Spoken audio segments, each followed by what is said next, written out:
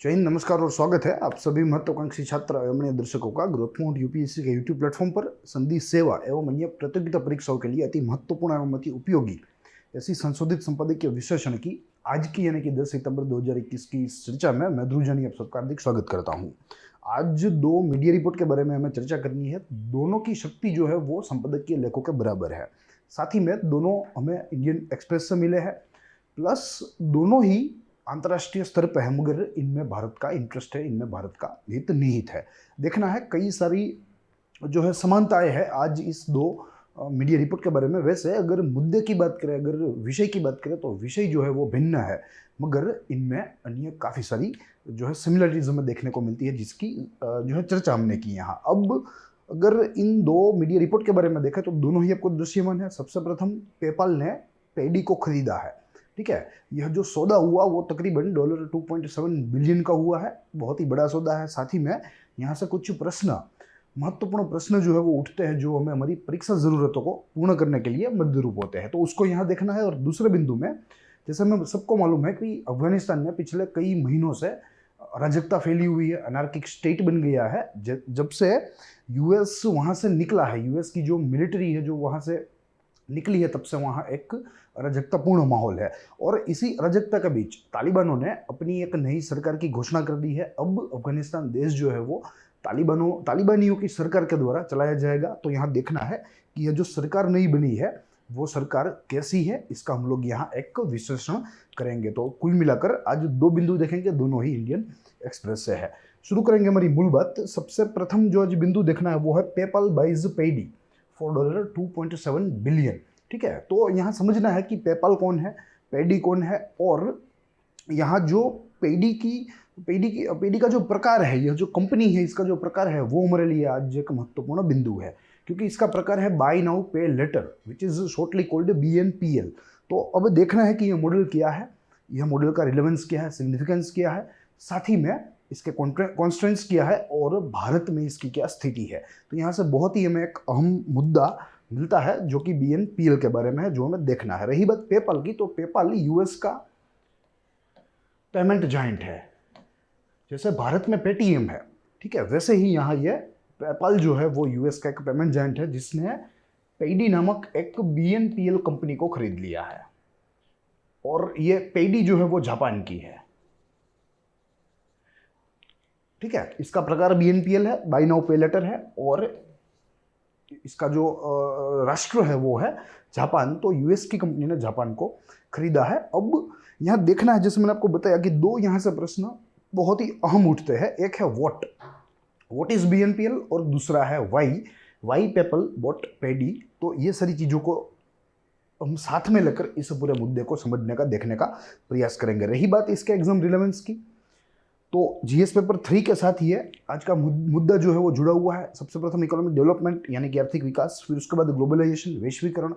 जैसे हमने देखा अमेरिकी कंपनी ने जापानी कंपनी को खरीदा, तो ये एक प्रकार का वैश्वीकरण हुआ। और साथ ही में एमर्जिंग मॉडल ऑफ बिजनेस, जिसमें हमें देखना है कि व्हाट इज BNPL और ये कैसा रिलेवेंट है।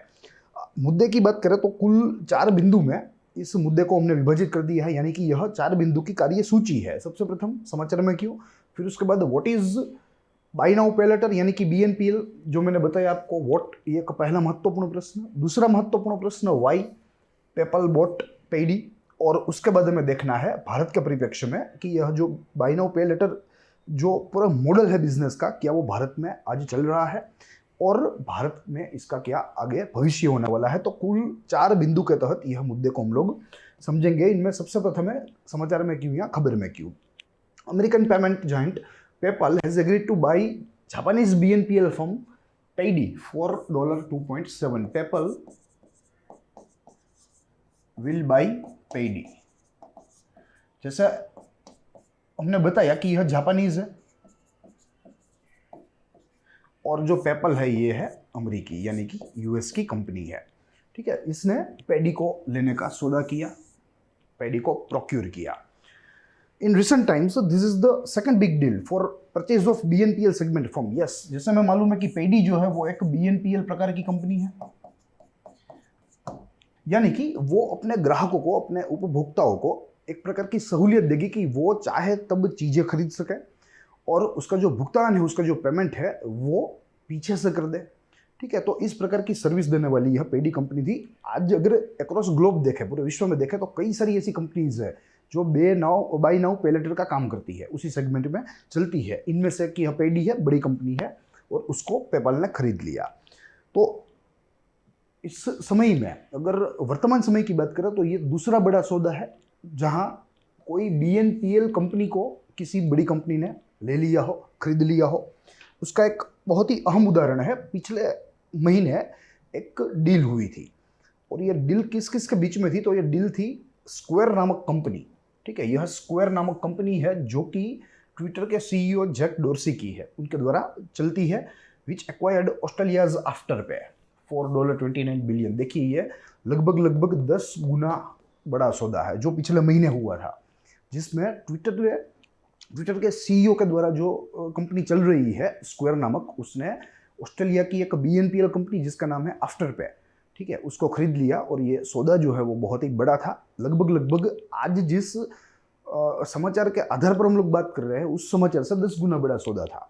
ठीक है, और वो आफ्टरपे जो है वो एक बीएनपीएल कंपनी है। नाम से ही में पता चलेगा कि परचेज नाउ पे आफ्टर।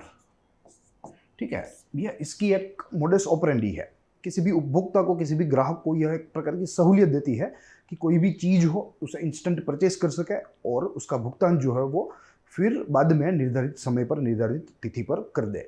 ठीक है, तो यहाँ ये एक दूसरा जो है बिंदु है समाचार में क्यों है, जिसमें हमें मालूम पड़ा कि वर्तमान समय में ये दूसरी बड़ी डील है।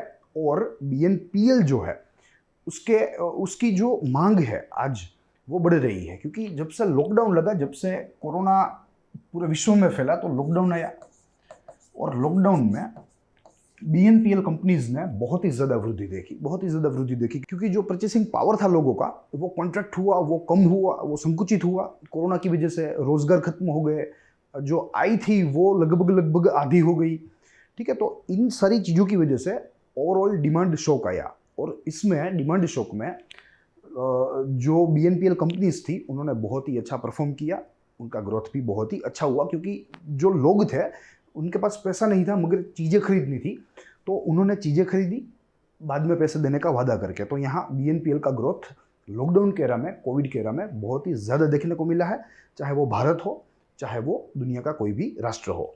ठीक है, तो ये कुल बात रही समाचार में क्यों है। अब दूसरे बिंदु पर देखना है कि what is by now pay letter, ये मॉडल है क्या, कैसे काम करता है। कुछ बिंदुओं के तहत चीज़ों को समझना है ताकि हमें याद भी आसानी से रह सके और चीज़ों को समझा भी आसानी से जा सके। देखिए, सबसे प्रथम BNPL model has evolved over the years as a payment option to buy goods and service online through small size credit. Yes, it has evolved over the years. और पिछले जो है 5 या 7 वर्ष में इसने बहुत ही वृद्धि देखी, और जैसे मैंने बताया कि पिछले 1.5 या 2 वर्ष में कोरोना की वजह से इसने अधिक वृद्धि देखी। किस तरीके से कार्य करता है, has evolved over the year as a payment option. यह एक प्रकार का पेमेंट ऑप्शन है, भुगतान करने का तरीका है। Two by goods and services online through small sized credit. Yes, goods and services online जब आप खरीदी कर रहे हो तो आपको एक प्रकार से सहूलियत दी जाएगी कि आप अभी चीज़ों को खरीद सकते हैं, और आपको भुगतान जो है वो बाद में करना होगा। वो एक पूर्व निर्धारित एक तिथि होती है, एक समय सीमा होती है। ठीक है, तो उसी के तहत यह पूरी जो प्रणाली है, पूरी सिस्टम जो है वो चलती है, और ये एक प्रकार की स्मॉल साइज्ड क्रेडिट है। क्रेडिट ज़रूर है मगर इसका जो कद है वो बहुत ही कम है, क्योंकि आमतौर पे अगर आप ई कॉमर्स में जाएंगे तो आप या तो FMCG वाली चीज़ें खरीदेंगे, या तो आप कपड़े खरीदेंगे यानी कि क्लॉथ्स, या आप कह सकते हैं गारमेंट, या कोई टॉयज खरीद सकते हैं, या कोई इलेक्ट्रिक चीज़ें खरीद सकते हैं। ठीक है, तो ये सारी चीज़ें जो है वो अपने आप में स्मॉल साइज्ड है। अगर इसकी रकम देखें तो बहुत ही छोटी रकम होती है, तो ये एक प्रकार से क्रेडिट तो है मगर इसका जो कद है वो बहुत ही छोटा है।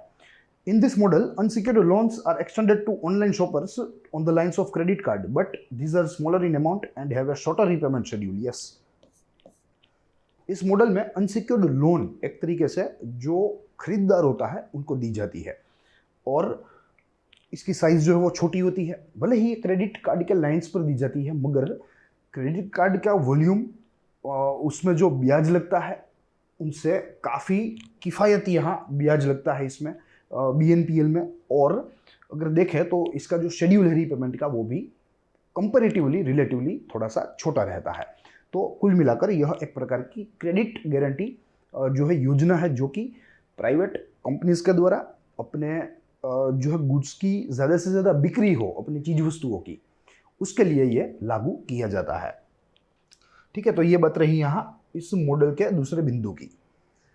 फिर over past year and a half due to pandemic, BNPL companies across the world have seen a boom in their business, and experts suggest that this is happening on the account of the stimulus money being pumped in the system. Yes, ठीक है, पिछले जैसे मैंने आपको बताया कि 1 या 1.5 वर्ष में इन फर्म्स ने या इस प्रकार की फर्म्स ने एक बूम देखा है, एक तेजी का अनुभव किया है। और ये तेजी जो है वो अपने आप में, जैसे मैंने आपको बताया कि एक बाजू से रोजगार कट रहा था, एक बाजू से आय कम हो रही थी, लॉकडाउन जो है पूरे विश्व ने देखा। ठीक है, तो इन सारी चीज़ों की वजह से जो परचेसिंग पावर था व्यक्ति विशेष का वो कम होता चला गया, और उसमें एक प्रकार से उसको BNPL का सहारा लेना पड़ा, क्योंकि आज चीज़ वस्तुओं की ज़रूरत है, आज खरीद लेते हैं, आज पैसा नहीं है, कल पैसे आएंगे, कल पैसा हम उसको जो है उसको लौटा देंगे या उसको पेमेंट कर देंगे। ठीक है, तो ये एक कारण इसका माना जाता है। प्लस विश्व भर के जो विशेषज्ञ है उनके द्वारा एक और कारण की भी चर्चा हो रही है, और ये कारण कहा जा रहा है कि जो डेवलप्ड नेशंस है, ठीक है, उन्होंने जो फिस्कल स्टिमुलस की जाहिरात की थी या फिस्कल स्टिमुलस का जो अनाउंसमेंट किया था, ठीक है, अपने देश की इकोनॉमी को या अपनी इकोनॉमी को कोरोना महामारी के प्रभाव से बचाने के लिए, डिमांड शॉक को कम करने के लिए उन्होंने जो नकद राशि लोगों के जेब में डाली थी, लोगों के बैंक अकाउंट में डाली थी, उसका यह कारण है कि यहाँ BNPL फर्म्स में एक प्रकार से तेजी देखने को मिली, क्योंकि लोगों के पास पैसा है, परचेसिंग पावर आया, और कोरोना की महामारी या कोई भी महामारी हो, जो एक साइकोलॉजिकल बिहेवियर रहता है, वो बिहेवियर कहता है कि कोई भी व्यक्ति हो वो कैश को अपने पास रखना चाहता है, चिकड़े रहना चाहता है, वो ऐसी अनिश्चित परिस्थितियों में अपने पास नकद रुपए रखना चाहता है, नहीं कि वो नकद रुपए जो है यूज़ करना चाहता है या पे करना चाहता है। तो ये भी एक कारण है। फिस्कल स्टिमुलस आया, लोगों ने कैश अपने पास ही रखा, और जो सारी चीज़ें जो है वो BNPL के तहत ले ली, इस मॉडल के तहत ले ली। तो ये भी एक इसका कारण है कोरोना समय में इस कंपनियों में वृद्धि का। ये बात रही जो है इस तीसरे बिंदु की। अब उसके बाद देखें तो इसका हमें सिग्निफिकेंस देखना है, इसका महत्व देखना है। सबसे प्रथम, over the past years BNPL has become a prominent financing form. Yes, पिछले कई दशकों से जब से यह इवोल्व हुआ, एग्जैक्टली मालूम नहीं कि कौन से देश से इवोल्व हुआ, मगर ओवरऑल अगर देखें तो US से यह जो पूरा आइडिया है या पूरा जो मॉडल है वो हमें इवोल्व होता दिख रहा है। तो जब से इवोल्व हुआ तब से फाइनेंसिंग का, क्रेडिट फाइनेंसिंग का यह एक प्रोमिनेंट, यह एक मुख्य रूप बन गया, मुख्य प्रकार बन गया। It emerged as a more convenient payment method, essentially decreasing the financial burden on borrowers by offering no cost EMI. Yes, अगर क्रेडिट कार्ड की बात करें या अन्य किसी प्रकार के EMI की बात करें तो उनमें ज़्यादा ब्याज दर होते हैं, ठीक है, मगर यहाँ BNPL ने एक प्रकार से जो उपभोक्ता है उसके ऊपर जो बोझ है पैसे का, ऋण का, वो बोझ कम कर दिया। जो कॉस्ट है, लागत है, वो भी सेम ही रही, ब्याज जो है वो लगभग शून्य के पास ही है। तो ओवरऑल देखें तो उपभोक्ताओं के लिए यह कंपनी एक प्रकार से आशीर्वाद समान हो रही है। फिर उसके बाद देखें तो BNPL plays critical role in overcoming demand shock of the economy. Yes, demand shock of the economy, कोई भी कोरोना जैसी महामारी हो या चाहे कोई अन्य किसी भी कारण से अगर डिप्रेशन चल रहा है कोई भी इकोनॉमी में, और वो डिप्रेशन डिमांड शॉक्ड है, ठीक है, जहाँ डिमांड नहीं है, किसी भी प्रकार की डिमांड नहीं है, ठीक है, तो ऐसे में BNPL एक प्रकार से बहुत ही जो है एक चीफ प्लेयर साबित होता है, क्योंकि BNPL की वजह से लोग जो है वो भले ही पैसा ना हो उनके पास, मगर लोग जो है वो खरीदी करेंगे। इस प्रकार से डिमांड जो है वो राइज होगी और एक प्रकार से पूरी इकोनॉमी में जान देखने को मिलेगी। Today BNPL sector is present across the globe and growing at a considerable pace. Yes, आज अगर देखें तो विश्व के लगभग सारे विकसित एवं विकासशील देशों में BNPL मॉडल्स पाए जाते हैं, including US, Europe, India. And it is growing at a considerable praise. और यह जो क्षेत्र है वो बहुत ही तेज गति से, एक नोंदनीय गति से आगे बढ़ रहा है, वो भी एक सकारात्मक बाबत है। तो कुल मिलाकर ये बात रही BNPL मॉडल के महत्व की। अब उसके बाद देखें तो हमें एक पॉसिबल डेंजर है जो हमें देखना है, और विश्व के जो अर्थशास्त्री हैं उनके द्वारा काफ़ी बार यह चीज़ें जो है वो उनके द्वारा बताई गई है, जिनमें सबसे प्रथम है some economist look BNPL as a potential debt trap for the millennials. Yes, आने वाली पूरी सदी में, यहाँ कहा गया है अर्थशास्त्रियों के द्वारा, आने वाली पूरी सदी में जो BNPL है वो सबसे बड़ी एक जो है डेट थ्रेट बन सकती है। ठीक है, यह एक जाल बन सकती है किसकी? डेट की। और कोई भी व्यक्ति जो है अगर एक बार इसमें शामिल हो गया, अगर इसमें एक बार घुस गया, तो फिर वो उस ट्रैप में घुसता ही चला जाएगा। वो वहाँ से, वो उस ऋण के ट्रैप में से, डेट ट्रैप में से बाहर नहीं निकल पाएगा। ये भी यहाँ इकोनॉमिस्ट का एक गुट मानता है। तो ये इसका एक पॉसिबल डेंजर है। मगर ओवरऑल आज देखें तो ये एक प्रकार से बहुत ही जो है डेवलपिंग फेज में है, और आगे चलकर भारत में भी भरपूर मात्रा में डेवलप होने वाला है। फिर दूसरा एक महत्वपूर्ण प्रश्न है जो कहता है कि वाई पेपल बॉट पेडी।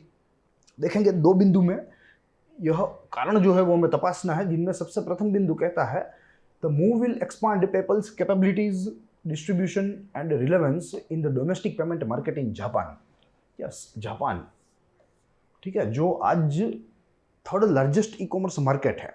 ठीक है, विश्व में सबसे ज्यादा अगर ई कॉमर्स की खरीदी होती हो तो ऐसा तीसरा देश जापान है। तो यहाँ पेपल अपनी प्रेजेंस को और फोर्टिफाई बनाना चाहता है, और एक प्रकार से मजबूत बनाना चाहता है। वहाँ का जो डिस्ट्रीब्यूशन है वो सारी चीज़ें वो अपने पास ले लेना चाहता है। तो कुल मिलाकर एक प्रकार से पेपल अपने आप में जापान में अपना पैर रखने की बात कर रहा है या प्रयत्न कर रहा है। तो ये इसका प्रथम बिंदु है। तो ये भी एक कारण है कि क्यों जापान की पेडी कंपनी में पेपल आज जो है लेने के लिए उतरा है मैदान में। प्लस उसके बाद देखें तो PayPal noted that shopping volume in Japan has more than tripled to around $200 billion in last decade. Yes, ये पेपल का अपना रिसर्च, और उनके रिसर्च के द्वारा उन्हें जो है वे ऐसा निष्कर्ष निकालते हैं या उन्होंने ऐसा पता लगाया है कि पिछले 10 वर्ष में, यानी कि एक दशक में, जापान का जो ट्रेड था, ई कॉमर्स का ट्रेड, वो लगभग ट्रिपल हो गया है, यानी कि 3 गुना हो गया है, और आज हो गया है वो अराउंड 200 बिलियन। ठीक है, तो ये पोटेंशियल जो है वो पेपल छोड़ना नहीं चाहता, और इसलिए उसने पेडी को टेक ओवर किया है, एक्वायर किया है। But more than 2/3 of all purchases are still paid in cash. भले ही व्यापार इतना है, मगर फिर भी आज भी जो 2/3 जो खरीदी हो रही है, कुल खरीदी की 2/3 वो नकद से हो रही है, वो कैश से हो रही है।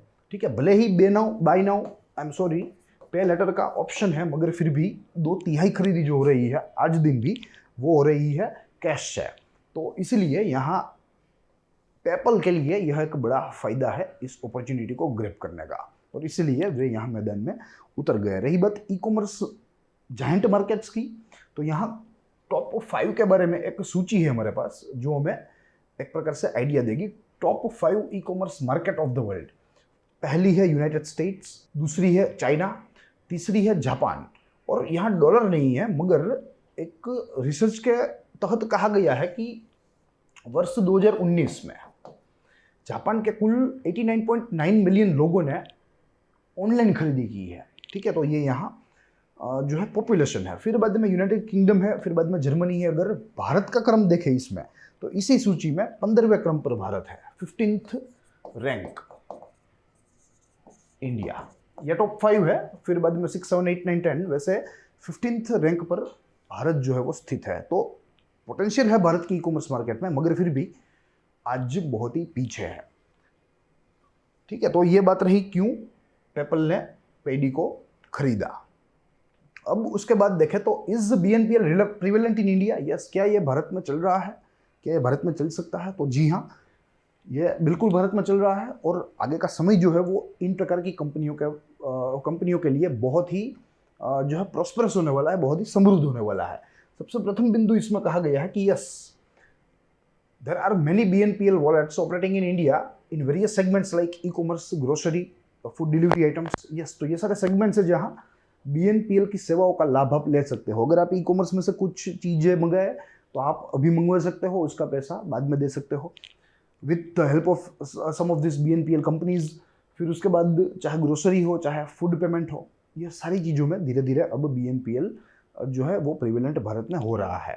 रही बात कुछ प्लेयर्स की, तो यहाँ एक सूची है हमारे सामने जो हमें कुछ प्लेयर्स से वाकिफ करवाएगी जो भारत में आज अपना कार्य कर रहे हैं, जिनमें सबसे प्रथम है लेजी पे which is run by PayU.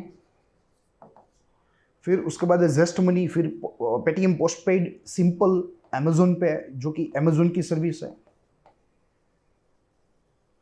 और ICICI बैंक जैसी बैंक्स भी पे लेटर की सर्विसेज जो है वो अपने ग्राहकों को, अपने उपभोक्ताओं को देती है। तो यह सारे कुछ प्लेयर्स हैं जो कि भारत में आज BNPL के रूप में कार्यरत है, और आगे चलकर आगे के समय में यह प्लेयर्स मल्टीपली इंक्रीज होंगे, वो भी बात तय है। अकॉर्डिंग टू गोल्डमैन सैक्स research, India's e-commerce industry is poised to become $99 billion market by 2024. Yes, $99 billion market, यानी कि we will grow at a dramatic pace. हम लोग एक नाट्यात्मक तेजी से आगे बढ़ने वाले हैं, जो यहाँ जिसका अनुमान यहाँ दिया गया है।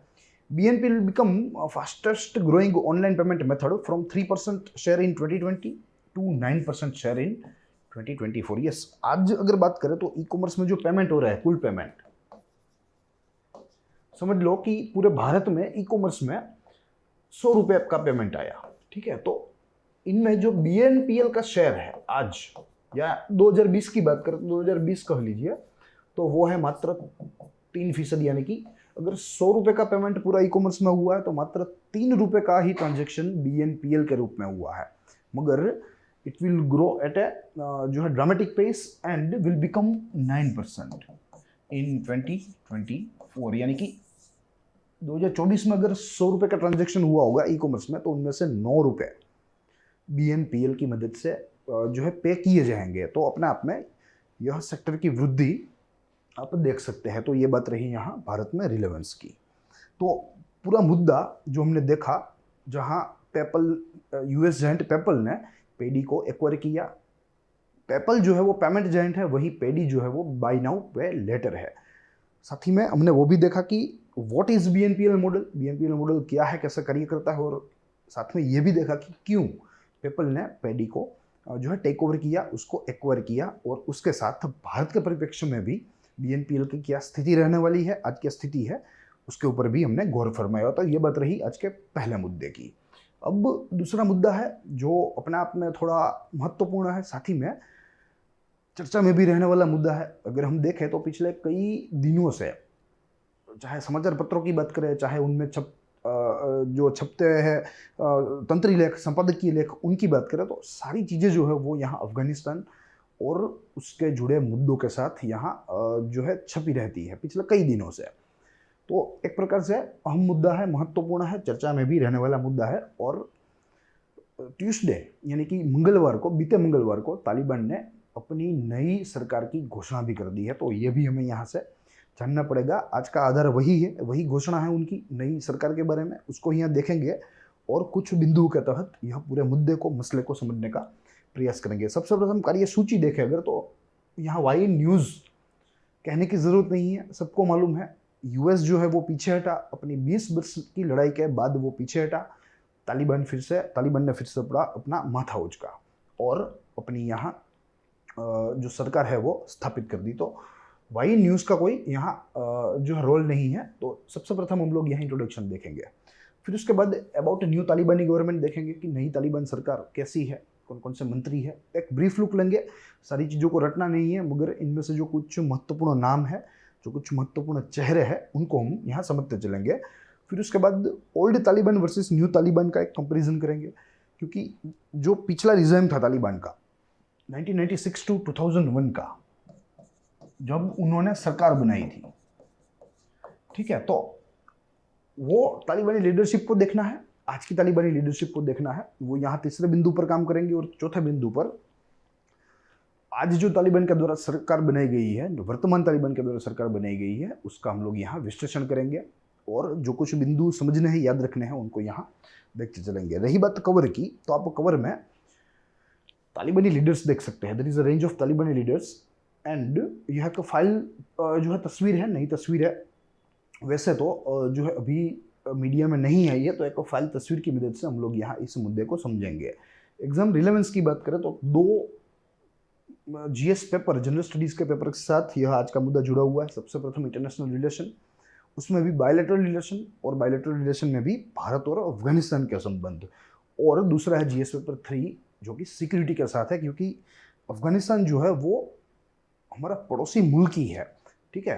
पाकिस्तान और अफगानिस्तान तो पूरे क्षेत्र के लिए भी ये महत्वपूर्ण है और पूरे क्षेत्र की सुरक्षा के लिए भी यह महत्वपूर्ण है, तो इसलिए ये सिक्योरिटी के साथ भी यह इतना ही संबंधी है। तो 4 बिंदु के तहत इस दूसरे मुद्दे की जो है चर्चा उसकी शुरुआत करेंगे। देखिए इंट्रोडक्शन, 3 बिंदु देखने हैं। सबसे प्रथम, Taliban announced their new government on Tuesday evening, yes, यानी कि बीते मंगलवार को। Announced after 3 days, ISI Chief Lieutenant General Faiz Mohammed reached Kabul to decide on government formation. Yes, ये समाचार भी हमने देखे थे कि ISIS चीफ, ISIS यानी कि जो पाकिस्तानी आर्मी है उसकी एक इंटेलिजेंस यूनिट है। जैसे भारत में रिसर्च एंड एनालिसिस विंग है, वैसे ही पाकिस्तान में ISI है। तो उसका चीफ बहुत ही एक्टिवली पार्टिसिपेट हुआ तालिबान के इस न्यू गवर्नमेंट फॉर्मेशन में। और ISI चीफ का एक्टिवली पार्टिसिपेट होना, सक्रिय उसमें जो है भूमिका निभाना, वही अपने आप में पूरी स्टोरी कह देता है कि किस तरह तालिबान जो है वो भारत विरोधी होगी, तालिबानी गवर्नमेंट जो है वो कैसी भारत विरोधी होगी, क्योंकि उसमें ISI का हाथ है, ठीक है। तो ये यहाँ दूसरा मुद्दा रहा। और तीसरा मुद्दा कहता है कि government in Kabul is similar to the one in Tehran. Yes, कहा गया है कि जो काबुल में आज नई सरकार बनी है वो तेहरान की जो है साथ मिलती जुलती है। और इनका जो एक स्पिरिचुअल पॉलिटिकल लीडर है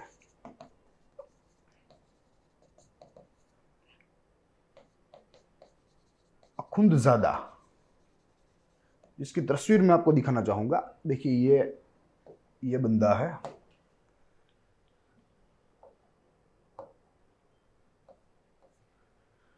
ठीक है। ये मौलाना अबितुल्ला अखुंदजादा है, जो आज सरकार में नहीं है मगर इज द सुप्रीम अथॉरिटी, ठीक है।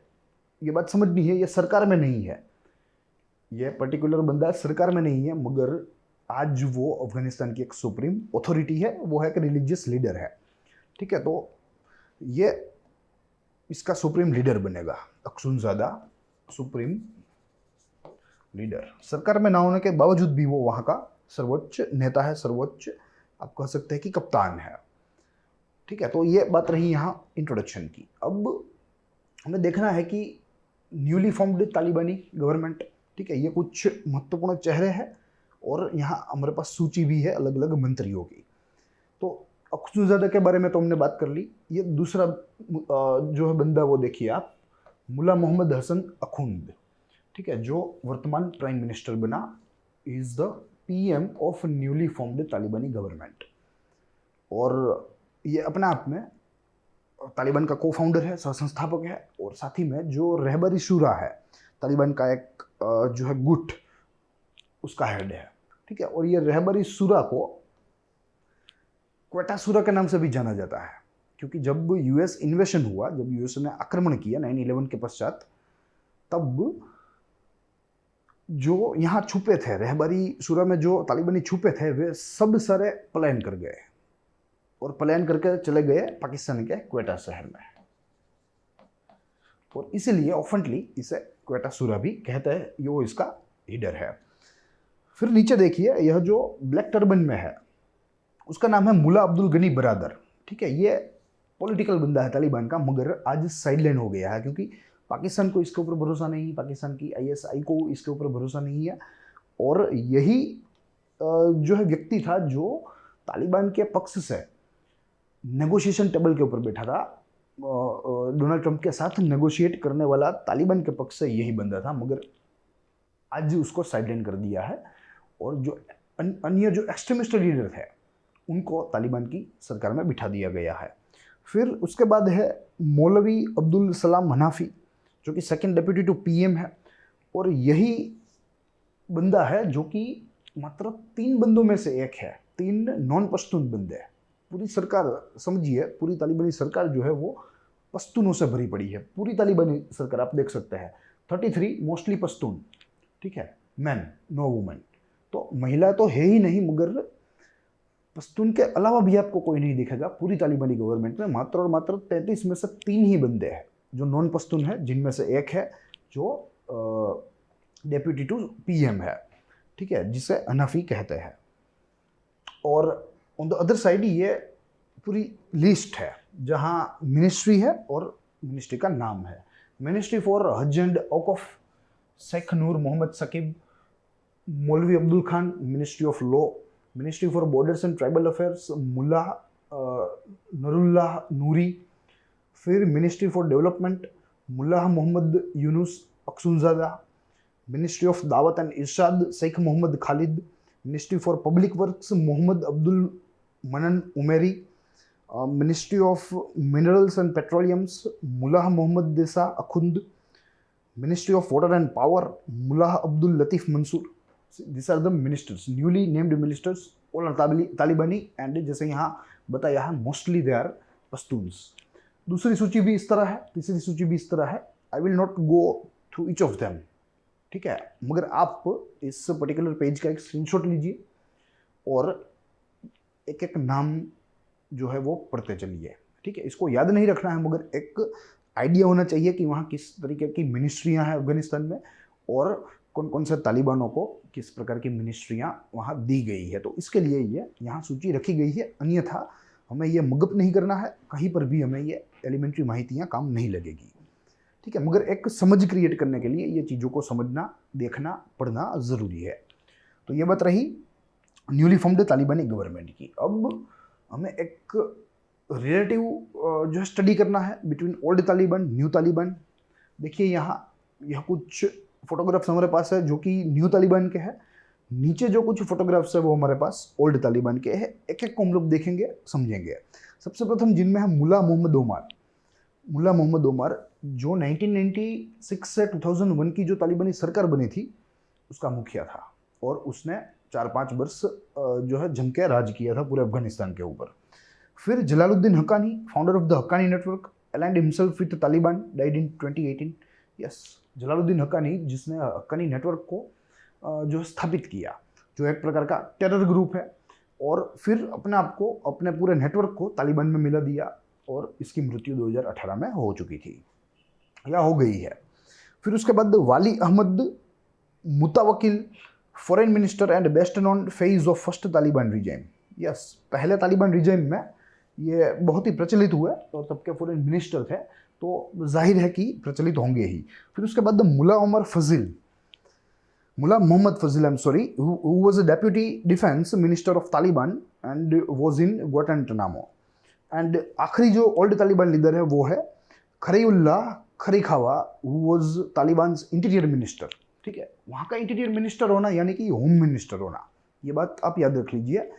सिर्फ नाम में ही फर्क है, अन्यथा जिम्मेदारियां जो है वो भारत के जो होम मिनिस्टर, जो गृह मंत्रालय को मिलती है, केंद्रीय गृह मंत्रालय को, वो जिम्मेदारियां वहाँ के इंटीरियर मिनिस्टर को देखने जो है दी जाती है।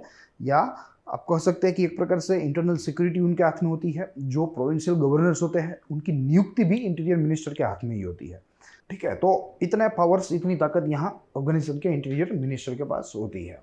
अब नया तालिबानियों की बात करें तो सबसे प्रथम हिबातुल्लाह अक्सुनजादा, जो कि सुप्रीम लीडर है, जिसकी आयु 60 वर्ष है, is more cleric than fighter, यानी कि यह एक प्रकार का स्पिरिचुअल लीडर है, योद्धा नहीं है। Seen as a consensus building along the Taliban, was named leader in May 2016 after the movement confirmed the death of Mullah Akhtar Mohammad Mansour, the successor of founder leader Mullah Mohammad Omar. Yes, Mullah Mohammad Omar, he was a founder. फिर उसके बाद मंसूर आया।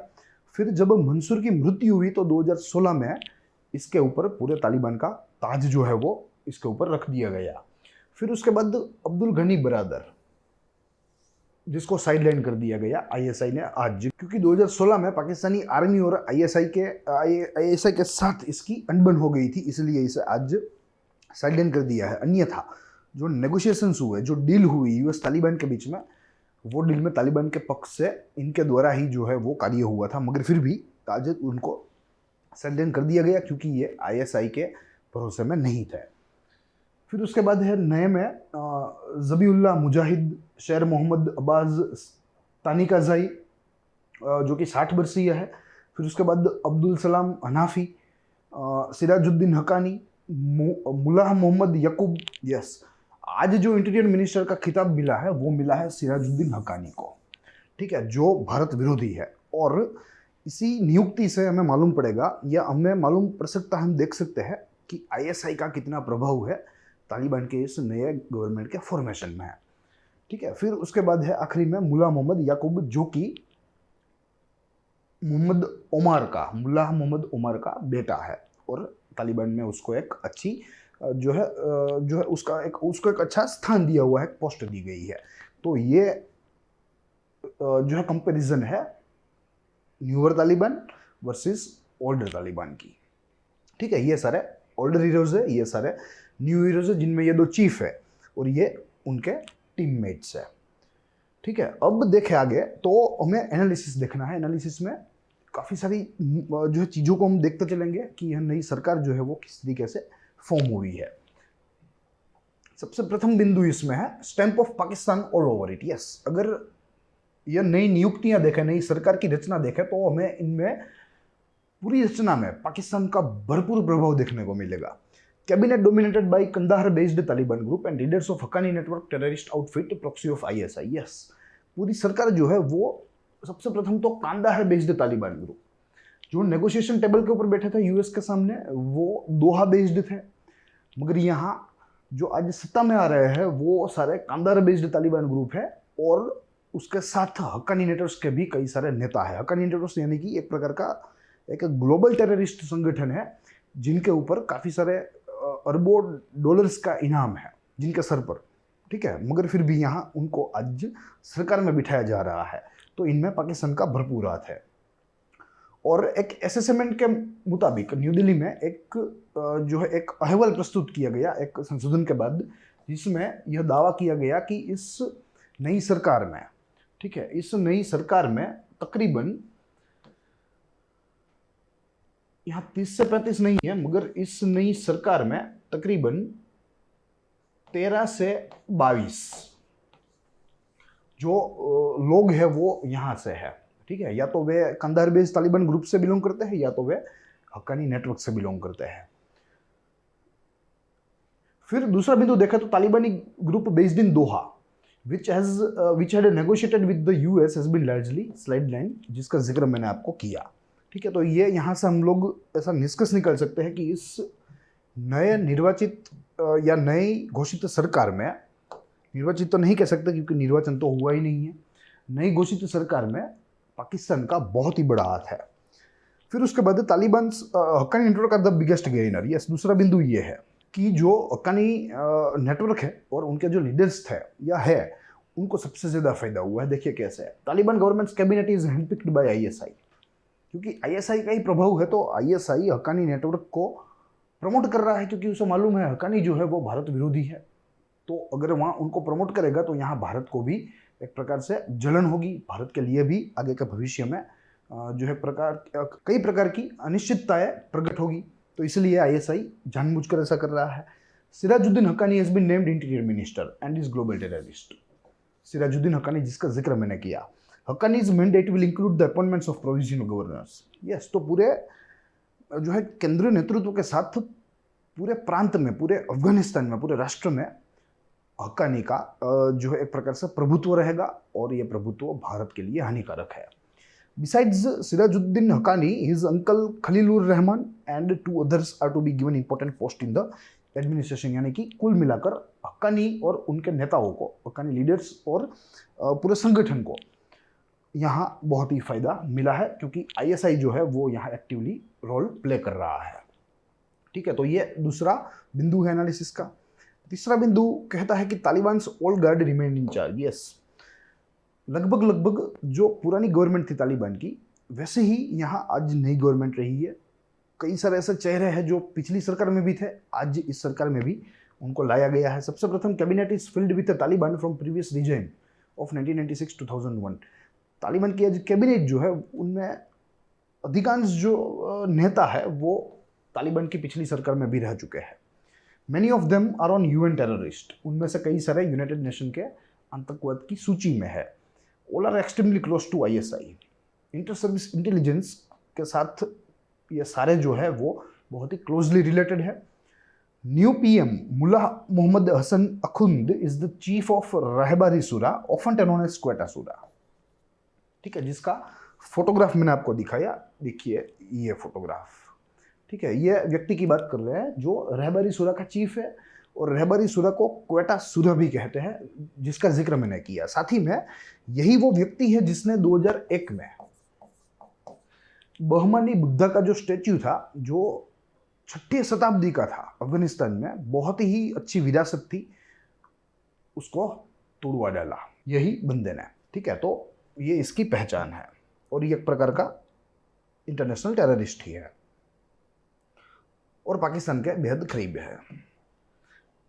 ठीक है, फिर उसके बाद देखें तो Mullah Baradar has been edged out. Yes, जिसका जिक्र मैंने किया कि क्यों इसको एज्ड आउट किया गया, क्योंकि उसकी पाकिस्तान एवं उसकी आईएसआई एजेंसी के साथ कुछ अनबन हो गई थी। He is the co-founder of Taliban, वह तालिबान का सह-संस्थापक है। Headed political office in Doha and led the negotiation. He was captured in February 2010 and in Karachi, and after Pakistani discovered his ties with the then president Hamid Karzai. Yes, Pakistan के राष्ट्रपति के साथ इसका कुछ संबंध है, और वो पाकिस्तानी आर्मी को राज नहीं आया, पाकिस्तानी आईएसआई को राज नहीं आया, इसलिए जो है वो इसके खिलाफ हो गया।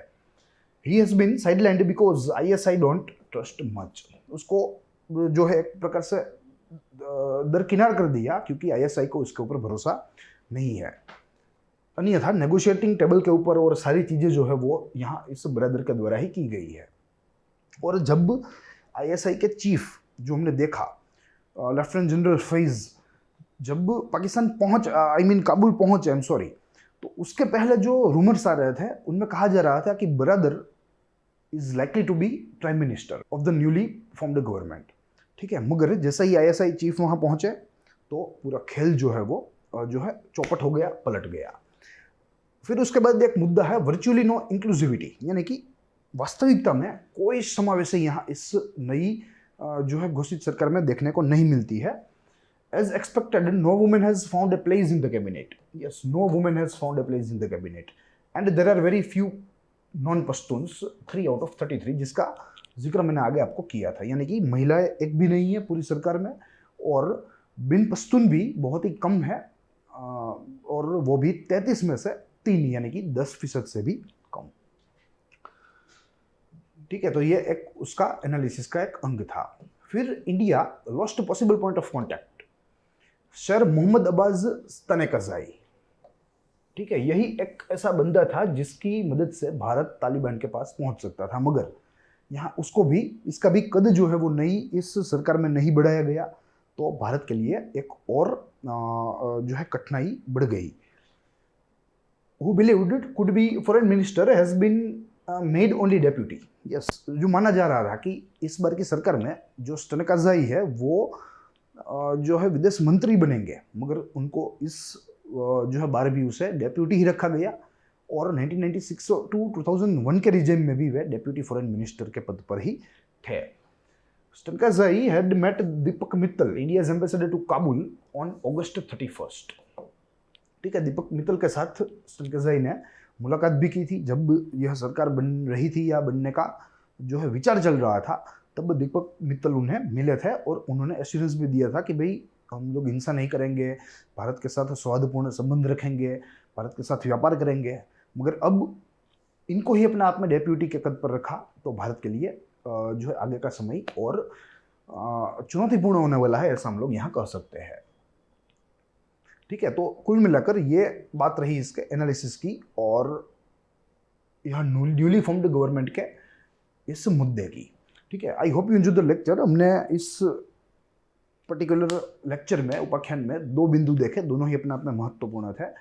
पहला इकोनॉमिक जो है फ्रंटियर पर था, दूसरा था इंटरनेशनल जियोपॉलिटिक्स और साथ में सिक्योरिटी के फ्रंटियर पर। तो यही चीज़ें थी जो आज मैं आपके सामने रखना चाहता था। I hope you enjoy the lecture. हम लोग मिलेंगे अगले दिन ऐसे ही महत्वपूर्ण मीडिया रिपोर्ट एवं संपादकीय लेखों के साथ, उसके विश्लेषण के साथ, उसके परीक्षा लक्ष्य विश्लेषण के साथ ही ग्रोथ माउंट यूपीएससी की जो यूट्यूब चैनल है उसे ज़्यादा से ज़्यादा आप लाइक कीजिए और सब्सक्राइब कीजिए, साथ ही ज़्यादा से ज़्यादा शेयर कीजिए ताकि सारे जो महत्वाकांक्षी एवं गंभीर विद्यार्थी है, छात्र है, उन तक यह रिसर्च कंटेंट पहुँचे, उनको हम परीक्षा में उपयोगी बने।